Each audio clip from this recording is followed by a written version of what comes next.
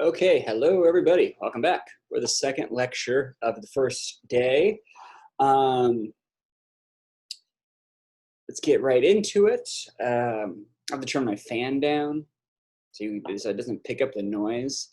And I don't know. As I saw in the last video, I look particularly shiny and sweaty, and I don't know. If at all possible, don't look at yourself on Zoom.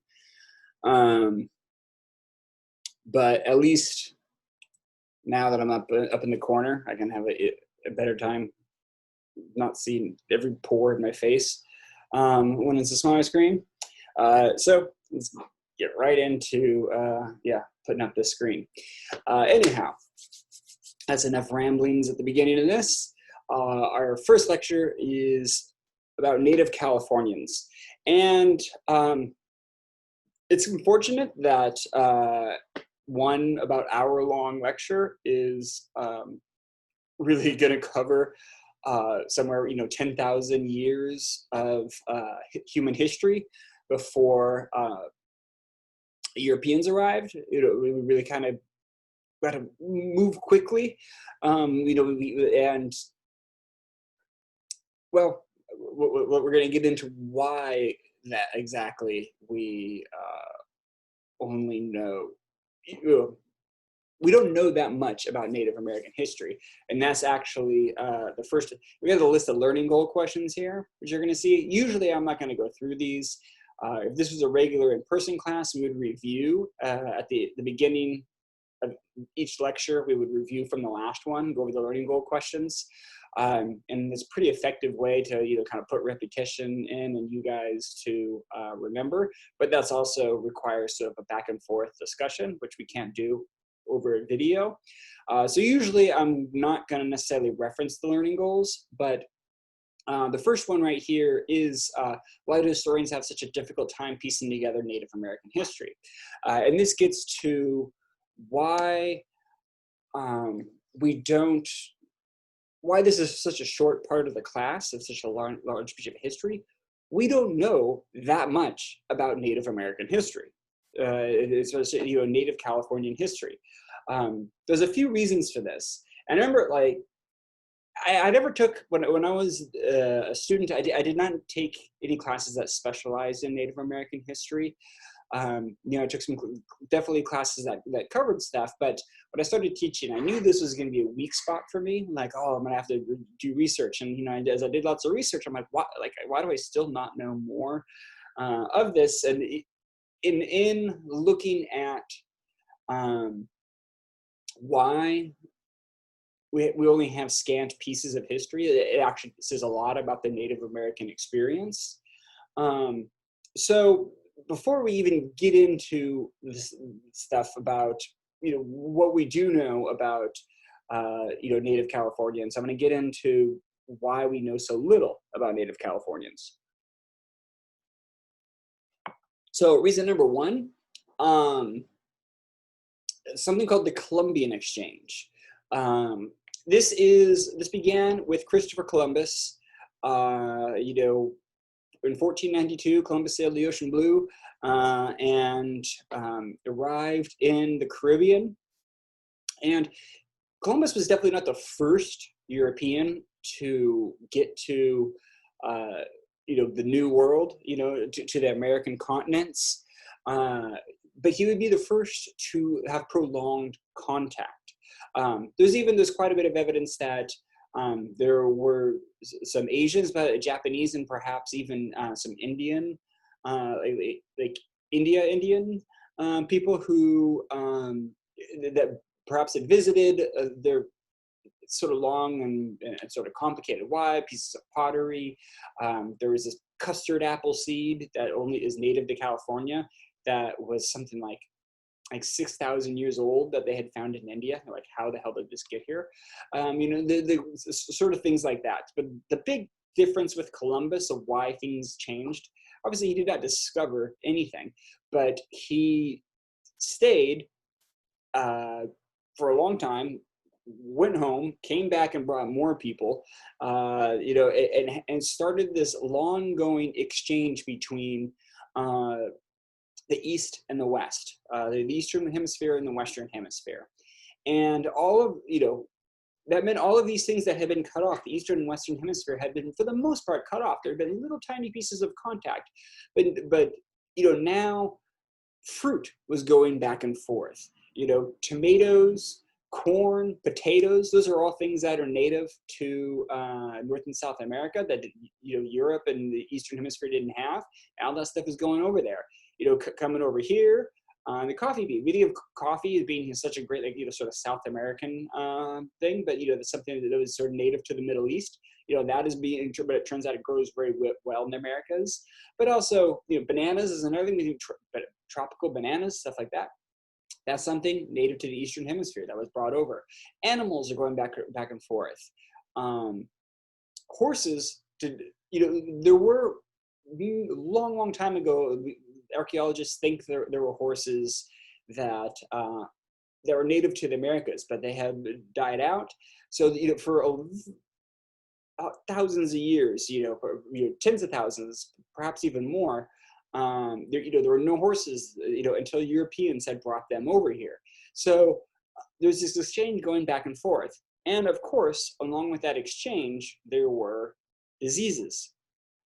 Kind of the most famous thing that's going back and forth, because it kills so many Native American people.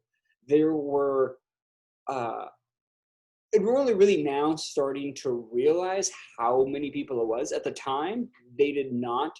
The conquistadors coming over here had saw lots of sick people and took that to mean, there was some sense of superiority, like, oh, these people are, they're dirty and the diseased and, there's all these things wrong with them. It's because no, dude, they brought, the conquistadors brought over smallpox and influenza and all these things that Native American people had no immunity for, and it ripped through the population. What's my next slide here? And it was just totally devastating. We're only now figuring out that it might have killed somewhere between 80 to 95% of all of the people that had lived, millions of people living in North and South America. We think now somewhere between 80 to 95% of them died within a 150-year span of Columbus first arriving. And they were dying, and, when you think, that's an insane number. Really, that is an apocalypse. That is Walking Dead style apocalypse of society being wiped out. And you think about how drastically that changes the society. And what's my next slide here? Okay, I mean, part of the reason we didn't really know that this was such a big deal, or that people didn't catch on at the time. This sort of European, ethnocentric arrogance, of not recognizing, native cultures, but also the disease spread faster than any people did. Transmit from one village, and somebody goes over, and then someone goes from that village onto the next one, from that village on the next one, and people are traveling. The disease is traveling way faster than in humans, any single human actually does. So it was spreading at a rate that nobody even knew. And by the time it gets to California, they had, there had already been these waves of plague that had gone through the population, and it's going to be worse for them. And we'll talk about that. There's very little contact once the Spanish do arrive, but what the Spanish are finding there are the remnants of a civilization. Imagine if, God forbid, imagine something that was so much worse than coronavirus. Something that did kill 90% of the people. And then aliens happen to show up a short while later, and they'd be like, whoa, what's with you guys? You're hardly a civilization. Everything is messed up on this planet. And you're like, no, we used to have it together, but a disease killed us. And they're like, now, whatever. That's, if you say so. And that's kind of how Europeans viewed things, and there were stories that had been told, about these sort of, that had been passed down, from generations about these diseases, but it had, reached into a level of myth. There was no written languages amongst Native people. So, everything was passed down, and through this game of generational telephone. History becomes myth in a way. And by the time it gets to Europeans who think everything that the natives say is myth, they weren't, nobody was believing it. So that's a big reason why we know little about Native American history in general, is this, lack of written language. So many people had died, had devastated, like we don't know, there's nobody around to tell us what it was like. If when California, when they get here in 1592, there was nobody around that could have told them what it was, what it was like, in 1400. A lot of people had died, that was a totally different society. So that's another big reason why. Europeans not paying attention to what Native people had said is another big reason why.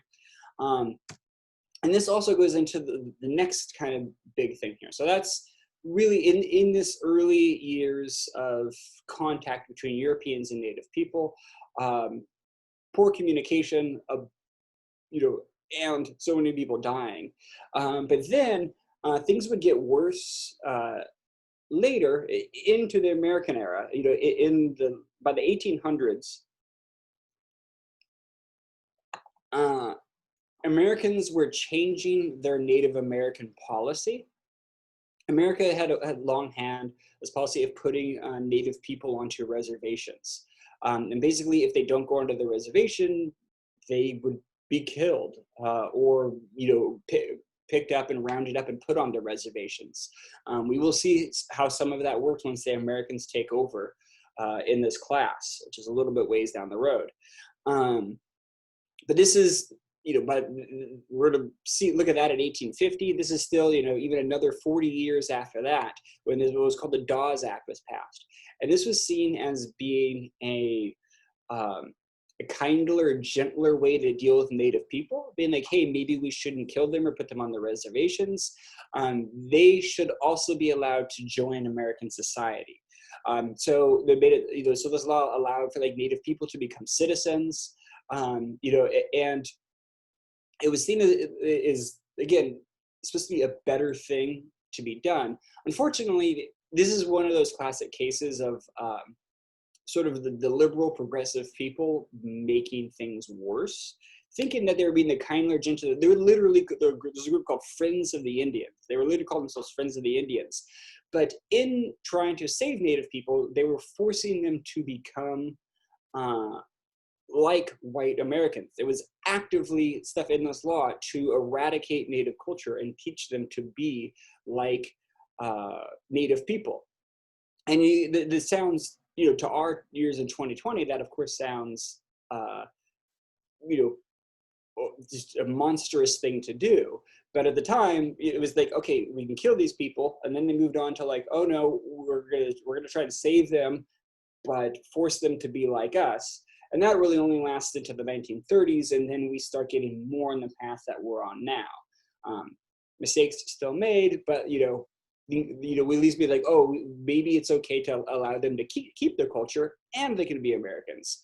But so through the years of the Dawes Act, people, kids at school, Native kids at school would be beaten for speaking their native language. They weren't allowed to pass on oral history and things like that. So by 1934, when the Dawes Act is repealed, there is 2 generations, maybe you could say 3 generations of Native people that never learned the language, that didn't learn the history. So there's this huge gap. The way they preserve history is passing information down through this oral tradition. Now with this, huge block there. So this basically puts the Natives in the 20th and 21st century in this position of trying to relearn their history and culture, trying to figure out what scraps they can. And we're going to watch a video a little bit later on of some Ohlone Indians trying to do exactly that, to try and sort of recreate parts of Native culture. In a lot of cases, it is, people from tribes going to historians, going to college historians and saying, what can you teach us about ourselves? rather than the other way around. That's how little, the Native American people have. Some of the larger tribes, Navajo, Comanche, Cherokee, had done a better, they were bigger and sort of did a better job of preserving history. But especially here in California, that was less and less of the case. There's a video here, which we're not going to watch,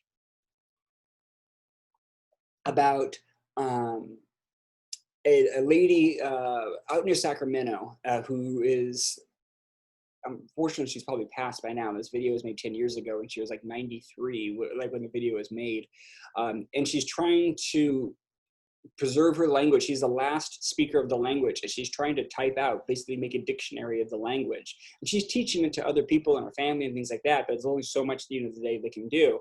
So, and she's, very elderly, and she's trying, hunting and pecking, trying to type to save the last of their language. So it gives you an idea of what Native people and Native Californians have had to work with. So all of those are reasons why we know so little about Native culture. Again, to review, no written language, Europeans having, their ethnocentric point of view, and dismissing, what natives did tell them. Native society being completely devastated by disease in the early years of European contact. And then finally, the Dawes Act actively eradicated Native language and Native culture and Native history. So that's sort of a quick run through. Only a little bit of that is specific to California. A lot of it is sort of Native American history on a whole, but it definitely applies here in California. So all of that said, let's get into California. Let me look at my notes here on that. Okay, so, and this is still, when you go back this far, we're really not, this is not an area that historians cover. This is really the area of archaeology. Historians deal in written records. Archaeology takes, physical evidence of the past, stuff that, they dig up, or, come across in one ways or another, and pieces together what they know. So archaeological records tell us, somewhere between 13,000 and 15,000 years ago, the first people arrived here in California. And, you can see on this map, and you've probably learned at some point, somewhere around 60,000 years ago, people started leaving out of Africa, and started making their way around the entire Eastern Hemisphere. It takes a very, very long time for them to get all the way across Asia. They have to go through Siberia, extremely cold areas, and go over the land bridge up into Alaska. And, that was about 16,000 years ago. And then still, it's still a couple thousand years before even going all the way down from Alaska down to California. Of course, not everybody, they didn't stop there. They kept going. But there was a lot of people that were along the way that said, this is a nice place. We should stay here. This is beautiful. I would like to live here. And really, can you blame them? So when I say a lot of people decided to stay, I mean a lot.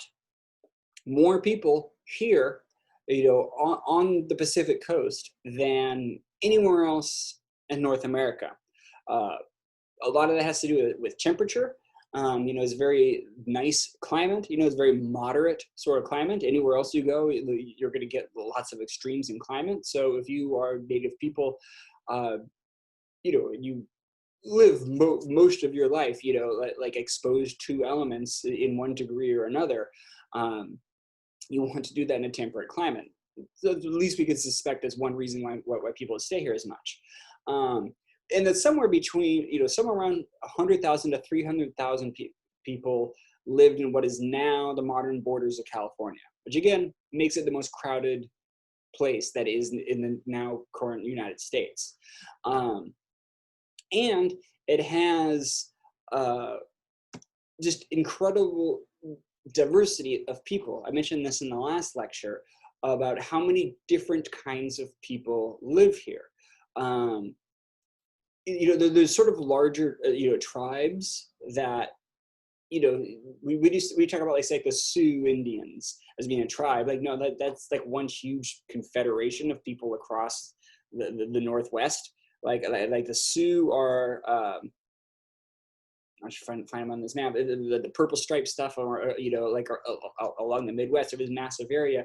Within that, there's all of these other little tribelets, and that's what a tribelet is. Any group that considers themselves to be distinct from another group. They might have this sort of common culture and shared sort of family past, as another tribelet, but they say, no, we are different than those people over there. So there's at least about 500 of them. And which is one point of, you can tell how different these people are. 130 different languages, distinct languages. Somebody that would be living in the East Bay would probably not be able to talk to somebody down in San Diego. They would not have a common language, or somebody that was up in Shasta.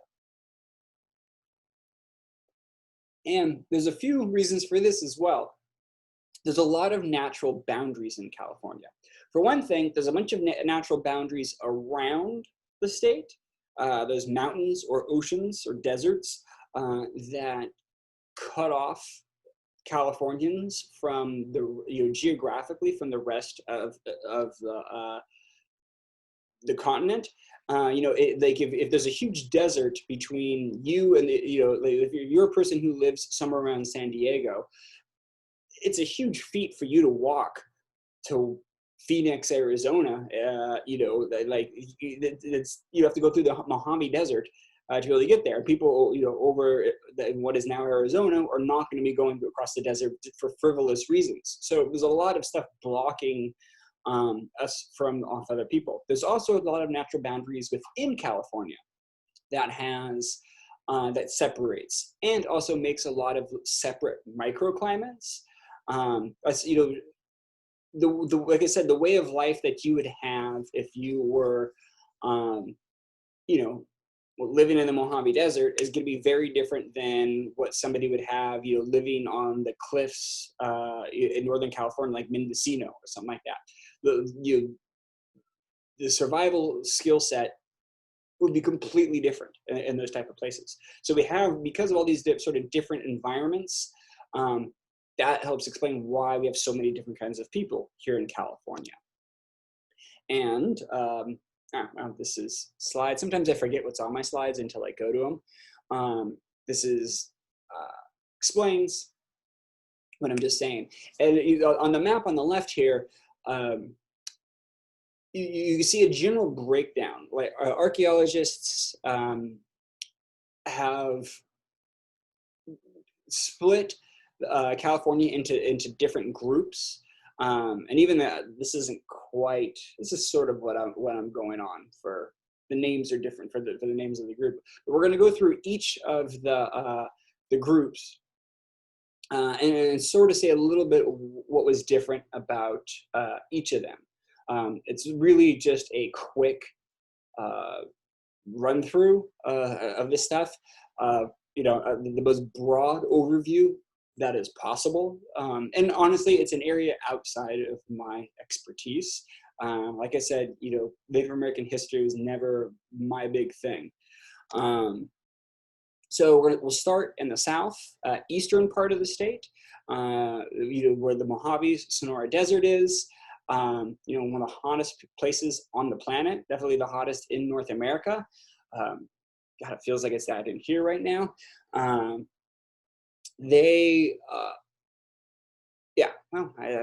think I was already saying something about that. The people who live in that area tend to congregate around the Colorado River. There's this massive river that goes through that area. The tribes live in this area, the Yuma, Mojave. I'm not going to try saying the last one, else I'll just sort of butcher it. What else do I need? there's a common misbelief that Native people didn't have any agriculture, but it's more just sort of limited agriculture than compared to Europeans. The Europeans had like almost industrialized agriculture, but the people in the southwest part of the or southeast part of the state were actually by no means hunter gatherers. They were cultivating corn, pumpkins, beans.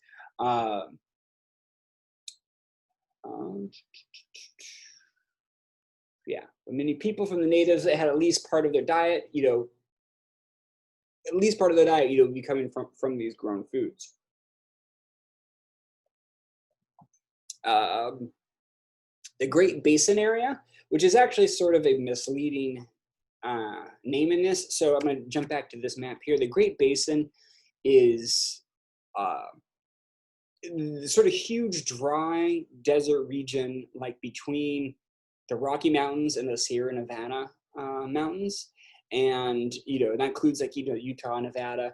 And it is sort of part of California in that the people that are on the eastern side of the Sierra Nevadas will be considered Great Basin. So they are still in California, but they have more in common. They wouldn't think of themselves necessarily as Californians. They'd be much more in common with people like Nevada and whatnot. But these people, are mostly hunter gatherers, and they, the Sierra Nevada is a perfect example of this giant barrier that's incredibly difficult to cross. We're going to see in this class how much difficulty, if you know anything about the Donner Party, that getting across those mountains is incredibly difficult. So that's another huge obstacle from people going back and forth across the state. Going north from there, but staying east, is the Modoc Plateau. This is an area, it's one of the few parts of the state I have not actually, at least not since I was a very little kid, have I been to like the eastern part of the country, like it's like above the Sierra Nevadas, the eastern part of the state. But if you know anything about it, Mount Shasta is a volcano. It's a volcanic region that, as it has blown out and settled, it becomes very flat area. And it actually, it's flat, but it gets canyons, these sort of little canyons like all around from, before the ash totally settles and becomes, its own sort of soil. Any water that runs through there will carve these canyons. And that actually makes, if native people who know that area were incredibly fierce warriors that were really difficult to ever root out. Some of the last native resistance in the United States, up into the 1920s and 30s, there were these bands of these rebel outlaw tribes that were maintaining their old way of life and and raiding American settlements, and then be able to go disappear into these little canyons that the U.S. Army just had an impossible time ever trying to get them out of there. It's another area that one of those things I've wanted to look more into, but I haven't spent as much time on it.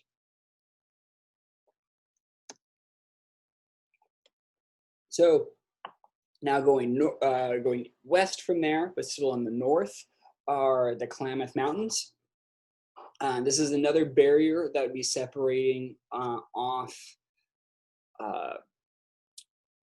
native. This would be separate off native people that would live in the Oregon area from California. The Klamath Mountains are not nearly as tall as the Sierra Nevadas, so you could definitely get over them, but it is an obstacle. And by the way, there will be a question, it's on the midterm, that I basically is ask you to identify these different geographical features that are their borders, really, Mojave Desert, Sierra Nevada Mountains, Pacific Ocean, Klamath Mountains, things like that. So I consider it to be a very easy part of the test, but I'm just letting you know, I will ask you that one day in the future. So the people living, in the northern part of the state, the lower part of the Klamath Mountains, Humboldt, that area. They have names that you would expect: Yuba, Shasta, that are now have counties named after them there. They're had incredible woodworking skills. These are people that grew lived their generations amongst these sequoia redwood trees, learned how to work with them, and were Europeans were shocked with sort of how sophisticated they were, and making these like sturdy boats that that they would use like for fishing. These massive canoes that they made out of redwood. Going south from there, the geographical feature within the state are these, what they call these coast ranges, the northern coast range and the southern coast range. These are really just kind of minor, small mountainsides that go up the coast. It dips down in the middle here in the Bay Area. We're like kind of at we're the thing that separates those two ranges. But otherwise, if you're driving on the coast in California, it's a mountainous area. Whether you're driving up from like Santa Barbara, San Luis Obispo, through Big Sur, you're on these cliffs on this mountain range along the coast right there. Or if you go north of the Bay Area, you're driving through Mendocino, Marin, like up in that area along the mountain coast. So those are the ranges we talk about, and they're big enough ranges that that separates. Then down in the middle, you see the Central Valley, flat, hot, giant valley area, very fertile soil. So even though those ranges aren't huge, the people who are living on the coast, again, in Santa Barbara, are going to be different than the people who are living just a little bit east in what is now Fresno. So what's my, okay. So we can end here in the Bay Area. On the southern part of the coast, around San Diego, basically from San Diego up through Los Angeles, Ventura, Santa Barbara, is considered the southern area. Number of tribes down there. These are the first people that Spanish are going to meet here in California. The first ones will actually be the Kumeyaay. The Kumeyaay are going to be among the most resistant. They'll be kind of a reoccurring characters for a while, and here we'll see, because they're going to have such fierce resistance. They're going to, the first mission will be built in San Diego, and they're also going to have the most rebellions down there. We'll talk about the reasons for that. But the Spanish, were incredibly impressed with how sophisticated that the people in this area were. They're having complex social structures. Am I missing? I feel like I'm missing a thing here.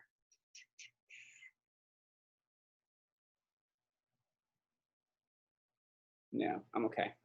And very complex social structures, like Juan Rodriguez Cabrillo will be the first explorer coming up through this area, or coming through California, and he writes about how he came across these two warring civilizations. One which is now Ventura, the other one's in what's now Santa Barbara, with they are kingdoms, and they're both trying to recruit him into the war, and he wanted no part of it. Some European explorers did fall trap to that kind of stuff, but they're trying to recruit him in, and but you just talk about how, and he says they had these sort of complex hierarchies that were every bit to rival anything that a government in Europe would have. Okay, finally, Indian in this area. The central culture area. This is from anywhere from San Jose up into Sonoma, and the Ohlone, the Miwok, Pomo. I had a video for the Pomo, but we're not going to watch them. But yeah, we're mainly going to center on the Ohlone. We'll get a little bit about the Miwok. These are people that are, well, we'll get into that more. These are people that are, living off of the rich biodiversity of the bay. Lots of shellfish. We're gonna talk about oysters and mussels and things like that. They're living off of the bay. Somewhat limited agriculture. It doesn't seem that like there was much, but it's because they had so much abundance off of from the bay. Be able, you don't have to like plant seeds and grow stuff when there's so much you can just pull right out of the water. And one thing that's like, it's sort of interesting about, so the people that were living here by the time the Spanish started building, the first time the Spanish are going to be building missions in this area will be in the 1770s. And those are Choqueño, I hope I'm saying that right, I'm probably not, the Choqueño Ohlone. Were living here, mainly hunter-gatherers, light agriculture, lived in permanent villages that, they were not nomadic typically, going around to different areas.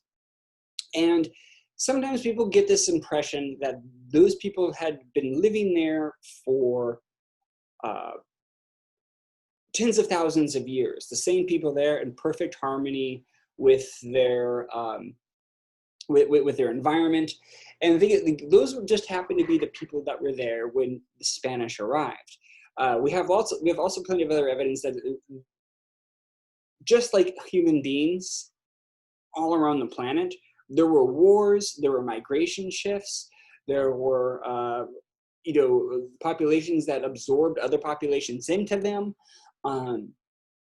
There were a lot of things that moved around. Civilizations fell and new ones rose up. It was not just one people living here. It does this incredible injustice, I feel like, to the humanity of Native people. When people talk about them just being like in some sort of bubble or stasis for tens of thousands of years, just living here in harmony, everything was great until Europeans came along and smashed it. Like, no, they were human beings. They had wars. They had difficult lives. They had diseases. They had all kinds of problems that all human beings have had all across the planet. And to deny them, to make them sound like they were some sort of like mythical fairy race of people, really, I think, robs them of a sense of humanity. But I'm gonna get more into that in a little bit. But before I do, we got a little video here to watch on the Ohlone.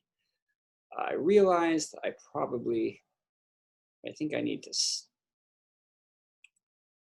just in case, I think I need to stop this share and open up the next one. Make sure you guys can actually see this video.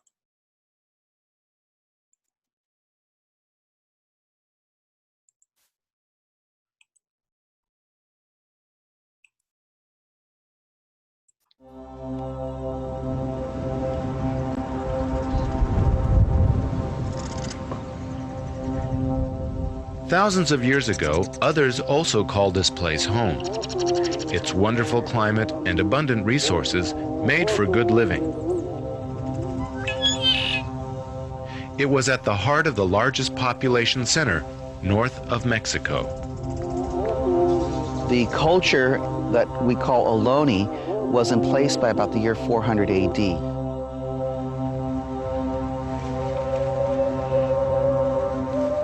The Stone Age world here was 4,000 years long. The reason it stayed so much in the Stone Age has to do with the natural environment. The San Francisco Bay region, the state of California, when you take in the climate, you take in the water, and you take in the landscape, it lent itself so that my ancestors did not need to develop into city-states, into farming communities, and so on. They were able to manage the world, live in a comfortable environment with the waterways, the bays, the creeks, and all that supplied. There wasn't the horse or the wheel in this area in the Stone Age, and so people did not travel more than 10 or 15 miles from their home in their lifetime. My ancestors and most of the California Indians were known as among the cleanest people of the world of the late 18th century. The sweat house, not like the Indians of the Midwest, was not a place of religion. The sweat house was a very hygienic place. They could cleanse away the human smell of themselves so that when they went to stalk deer and hunt deer, the deer wouldn't smell them. From here we're moving over to a dance circle area. The dancers would have been within the circle, and the audience would have been outside it watching, and so people would have been being entertained. Dances weren't only just religion.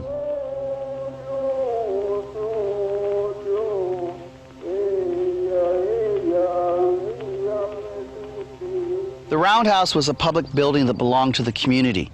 It served the function as a school, it also served as a church, and it also served as City Hall. It was circular again with one entrance. The community was responsible for its care and maintenance, and it was here that the headman, analogous to chief, held court and made decisions. Let's go inside and see it. Dug halfway into the earth, and then a structure again of tule and willow.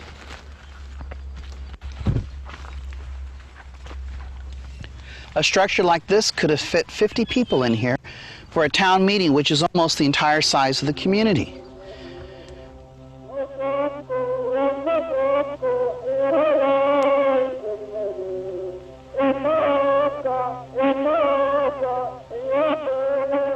Structures we're looking at are a typical housing complex here. Tule structure. It was built in the same way of we understand a barn was raised. It was a community effort. The willow would have been the out frame of it, and then the tule mat rolled to then make the walls. The house itself only served the purpose of a bedroom. You only needed a place to sleep because, as you observe, outdoor living was everywhere else. You did your cooking, your front yard, your living room. The whole world was your home, and the only shelter you needed was at nighttime when you went to sleep. So again, it was very much a world connected to the environment that was here. Yet soon, this Native American way of life would end.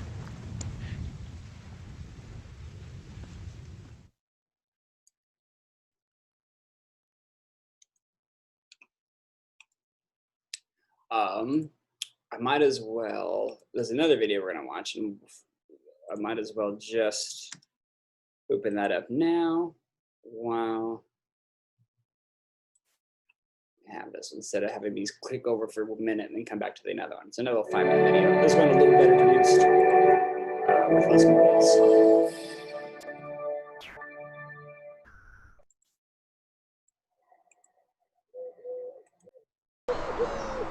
It is unclear when the bay's early human inhabitants arrived.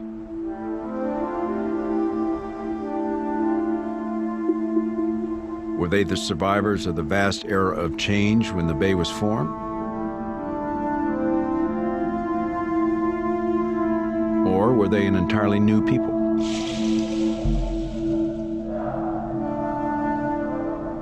One thinks of California Indians and Bay Area Indians as not having left that much effect on the landscape.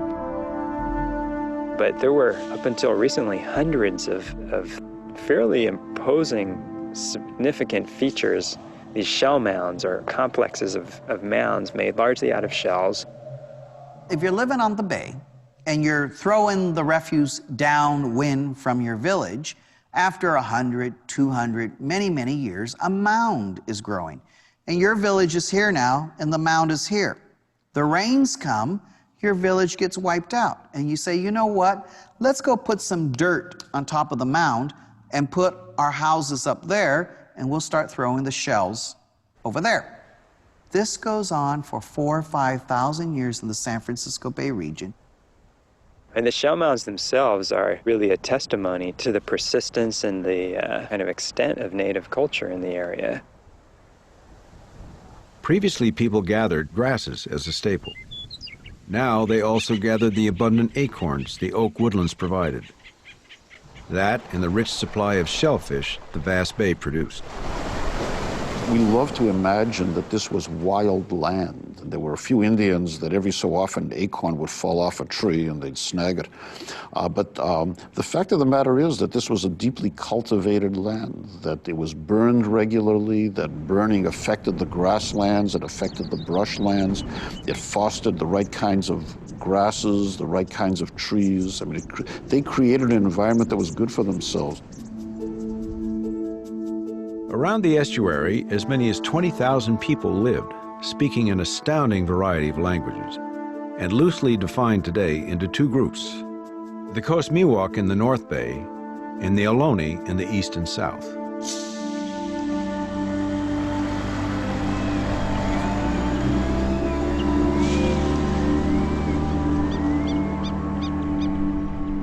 My name is Chuck Strickland. I am a member of the Mutsun Band of Ohlone Indians. By 1900, the 300,000 native people who once occupied California were reduced to perhaps 25,000. Much of their 5,000-year-old culture vanished. In 1935, the last speaker of an Ohlone language died. Today, survivors try to reclaim a lost culture. Within our community, the knowledge of building these boats actually has been reconstructed from specimens that we've looked at in museums. There are members of other local tribes, some of the Pomo, some of the Coast Miwok, that have retained that knowledge within the community, and we are seeking guidance from them. From my perspective, both trained as a scientist and also as a practitioner of these traditional arts now, it allows us to regain the relationship with those resources, kind of a long-term monitoring process. We're now interacting with the Thule, and hopefully we'll do so years and years and years in the future. And what that allows us to do in a very precise way is actually monitor the health of the Thule over time, allows us to notice and be aware if there's any changes going on in the ecology of this system. The world the Ohlone and Miwok inhabited was an astounding place, one of the richest environments in all of North America. It was an abundant place to live. It was a good place to live. You had the resources of the land, but most particularly you had the resources of the water. You had salmon runs, you had other fish, and always you had shellfish and invertebrates, crabs and whatnot. It was thick with wildlife. There was grizzly bears, there were condors, there were bald eagles, there were mountain lions. You had here an amazing wildlife presence. If you were a person during those times, you would have been a person living in a world that was dominated by animal presence all around you.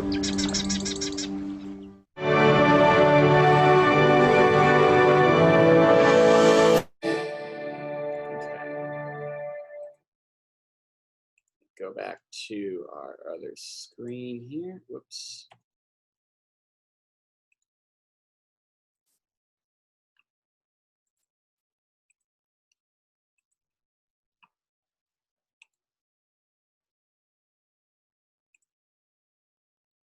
So, Ohlone people living in the Bay Area, most of everything around the Bay. In the North Bay, it tends to be Miwok people. We'll talk a little more about the Miwok later. Even though, and this I think I should say too, even though we are, there's this one lecture kind of quickly going through it, all of this Native American history and culture. We're not just ignoring the natives and centering on Europeans after this. You know, for the next couple of weeks, we're going to be looking at, well, I guess this class is going to be shorter, but at least through this week and next, we're going to be looking at how Spanish interacted with the natives. But, and I say, you know, just because you guys go to school in Hayward, most of you probably don't live there, but you're probably somewhere in the East Bay or in the larger, you know, Bay Area at this point. And you would probably live in an area where there are, you know, where Ohlone people lived. And probably in that area there would be these shell mounds. If anywhere along the coast, they mentioned there, which were basically all of these shellfish that they're getting out of the bay. The shell mounds were sitting like a trash pile. It was like your local little dump within your village. You're dumping all that stuff in. Once it starts to build up, you cover it up with dirt and you go somewhere else. To where since these people lived in the same general area, over generations, they would be living on top of these giant shells more or less.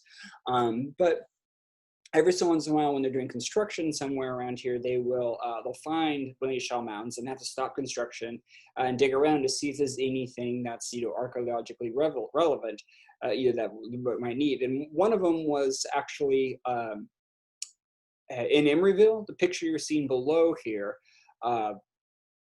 At the Bay Street Mall, there's the AMC movie theater. It's right off the freeway. You probably have been there at some point, but you might not have noticed. Right as you're going into it, there's this giant grassy mound. Well, that's actually a shell mound. When they had found it, Native Americans had sued to preserve it, so it couldn't be torn down, and they won, and they kept a shell mound there. And there's actually just to the right of there's a little walk you could take. It's a really nice little stream and the walk, and it has some signs that could walk you little pieces of Ohlone history. You probably would not notice that as you're going to the outdoor mall there, but there is like a little kind of interesting history lesson section that you should, check it out next time you're going to see a movie over there. If we ever go to malls and movie theaters again, anyway. So getting back to this sort of idea, like I think I'd already said this stuff about even in those videos, they really there's a lot of stuff to just give this impression that everything was always this sort of perfect harmony with nature, and certainly Europeans are going to come along and ruin everything, and go out of their way to eradicate native culture, and that's not just the Americans. We'll see the Spanish are definitely going to do that too, but there was this sort of constant shifting of societies. There was definitely warfare that was happening.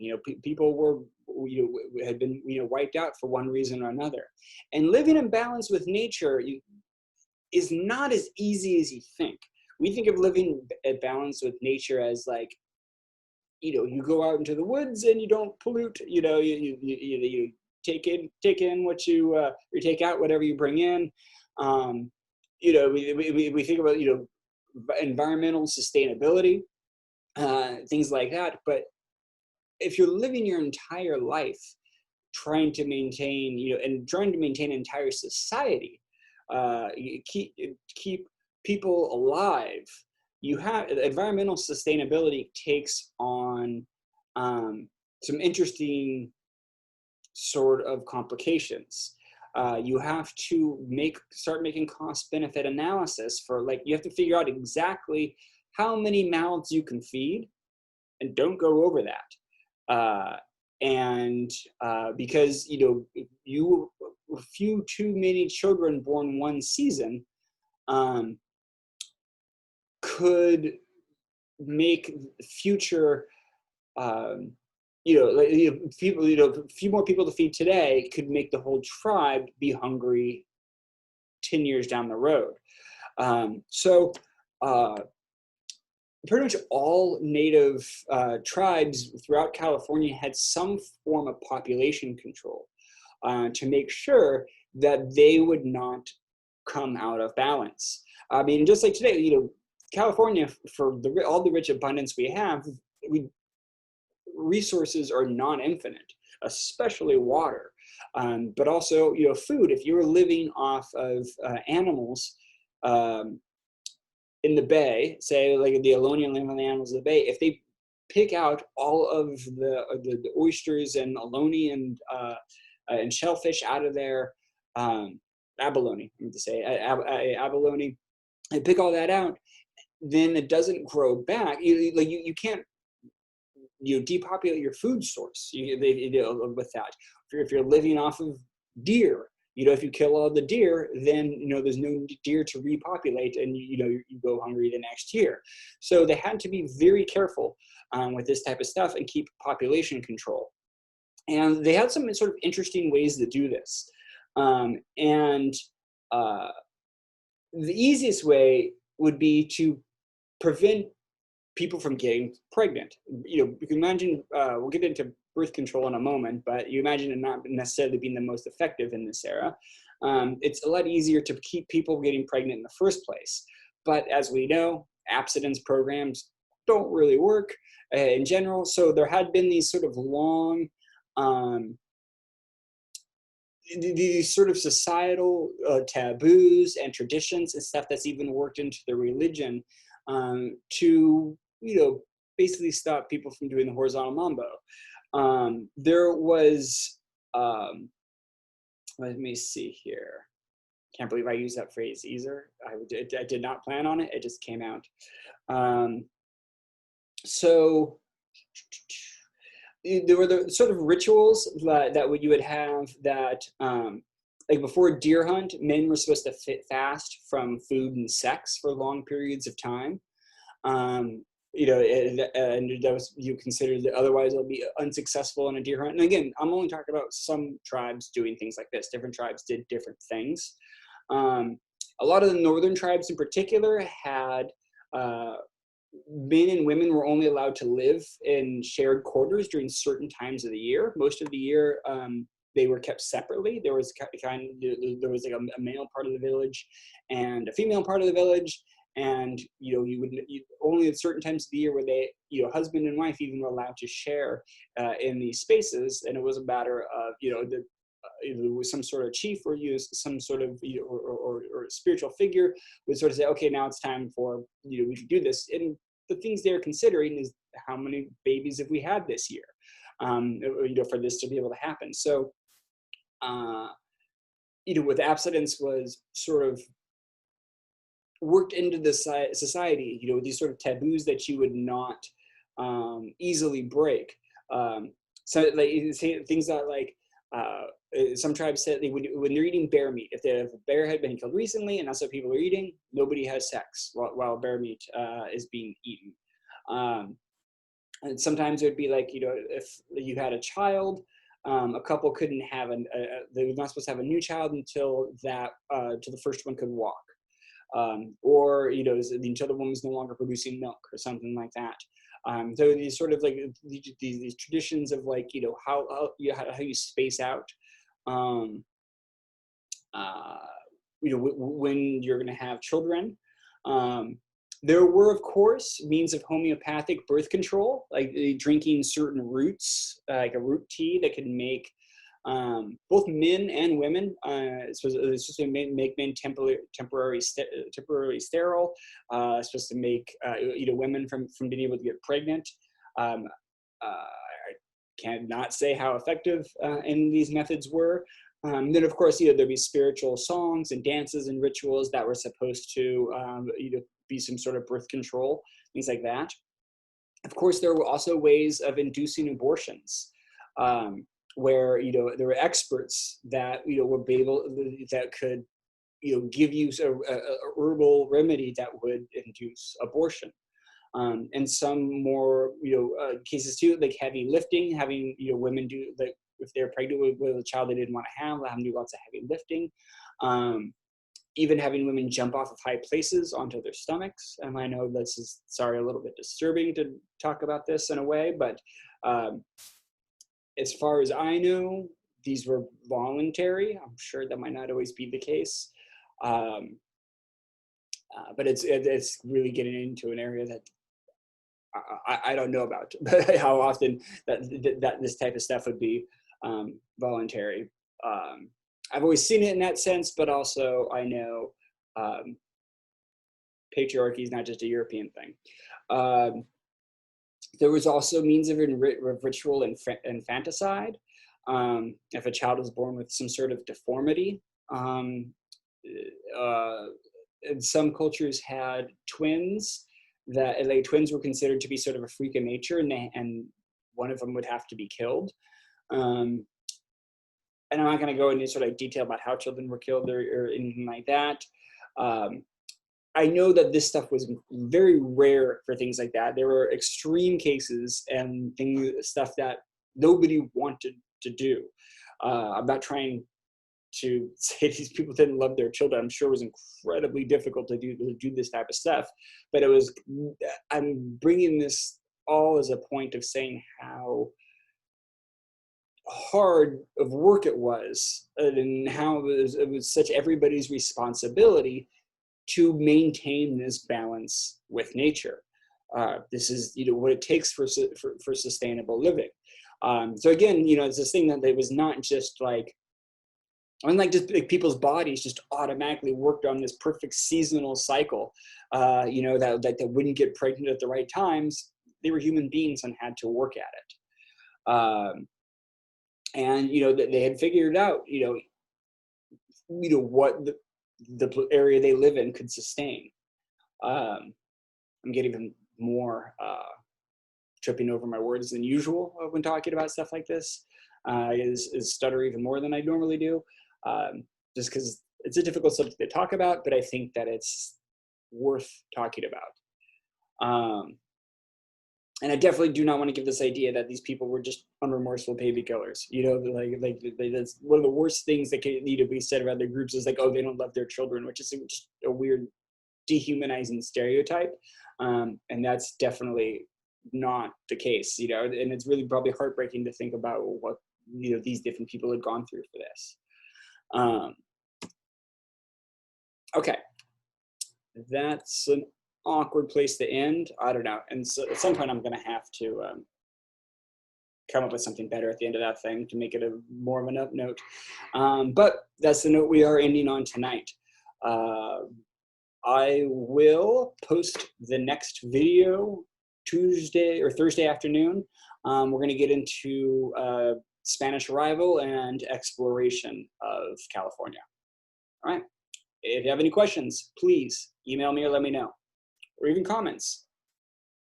I'm happy for those too. All right. Have a good night.